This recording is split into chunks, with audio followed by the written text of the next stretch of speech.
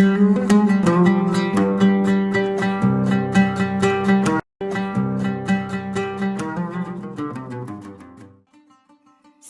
عليكم يا الحباب، نتمنىكم تكونوا بخير وعلى خير. وجيتكم اليوم بحكاية جديدة، وقبل ما نبداها بغيت نشكر أي واحد دخل عندي وخلى لي تعليق زوين وشجعني.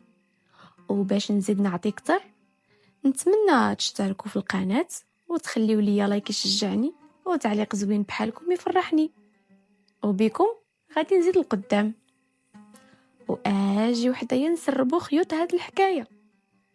وكان يا مكان زمان من الازمان في بلاد بعيده ما بقى ليها عنوان. هاد البلاد فيها كانوا عايشين جوج بنات، هند ورادية. كانوا بحال شي توام ما كيتفارقوش، ما كيفرق بيناتهم الا سقف دارهم. صحابات من نهار حلوا عينيهم للدنيا، حيت كانوا ديورهم مقابلين الدار حدا الدار. وناس الدوار كانوا كيقولوا إلا شفتي هند رادية موراها، وإلا شفتي رادية هند حاضياها. هند ورادية كبروا مع بعضياتهم بحال الخواتات، وعلى الضحكة والدمعة كانوا ديما مجموعين، ما خلاو ما دوزوا الحلوة والمرة.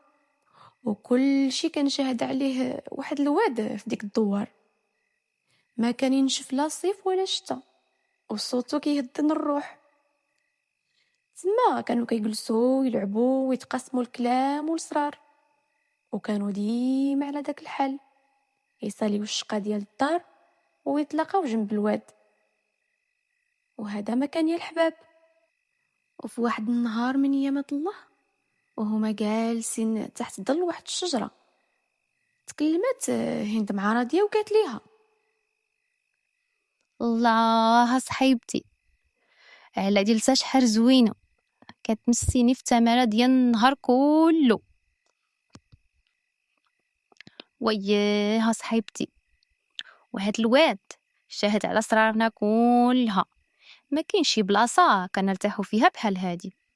ومن هنا بغيت نعطيك العاهه صحيبتي، ما نخبي عليك سر وانا نغدرك شي نهار.